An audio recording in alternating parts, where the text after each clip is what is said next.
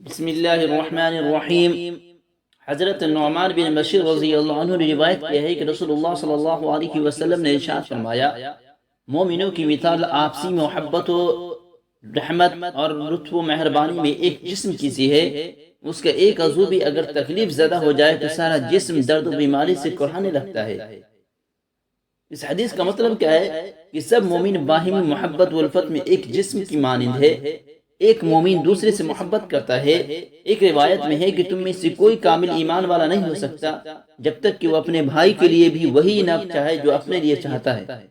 لہذا آپسی محبت ایمان کی دلیل ہے۔ فرمان نبوی ہے، تم بغیر ایمان کے جنت میں داخل نہیں ہو سکتے اور ایمان محبت کے بغیر نہیں آتا ہے۔ تمہیں ایسی چیز کے بارے میں بتاتا ہوں کہ جب تم اسے کرو گے تو باہم الفت محبت کرنے لگو گے، اور وہ ہے سلام کو عام کرنا۔ اسلام کا مقصد یہی ہے کہ مسلمان آپس میں محبت سے رہے، اس لیے بغض و عناد کی کوئی گنجائش نہیں رکھی گئی ہے۔ فلاح و بہبود کو رسول اللہ صلی اللہ علیہ وسلم کی اتباع اور آپ کی تعلیمات میں رکھا گیا ہے۔ جو بندہ نبی کریم صلی اللہ علیہ وسلم کی اتباع کرتا ہے اور مخلوق کے ساتھ شفقت کا معاملہ رکھتا ہے، وہ اللہ کا مقرب بن جاتا ہے۔ اسی مخلوق کے ساتھ احسان کرنے میں، مشکلات دور کرنے میں، تکالیف و مصائب میں لوگوں کے ساتھ لگے رہنے میں راحت و سکون ملتا ہے۔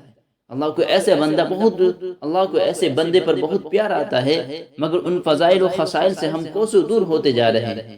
قرآن تعلیمات اور نبی صلی اللہ علیہ وسلم کی ہدایات پر ہدایات ہم سے چھوٹ رہی ہے، جبکہ دنیا اور آخرت کی بھلائی چاہنے والوں کو دوسرے کے ساتھ بھلائی کرتے رہنا چاہیے۔ غور کیجیے کہ رسول اللہ صلی اللہ علیہ وسلم نے مومنوں کو ایک جسم کی مانند قرار دیا ہے۔ جسم کا ایک حصہ بھی درد کرنے لگے تو پورا جسم درد و کلفت میں مبتلا ہو جاتا ہے۔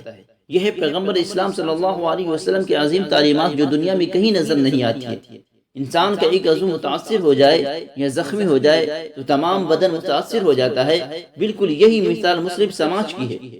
ایک مسلمان کو پریشان دیکھ کر تمام مسلمان بے چین ہو جائے، یہی احساس محبت اسلام کی بنیاد ہے۔ رہبر عالم صلی اللہ علیہ وسلم نے انسانیت کو اسی بھائی چارے کی طرف بلایا ہے۔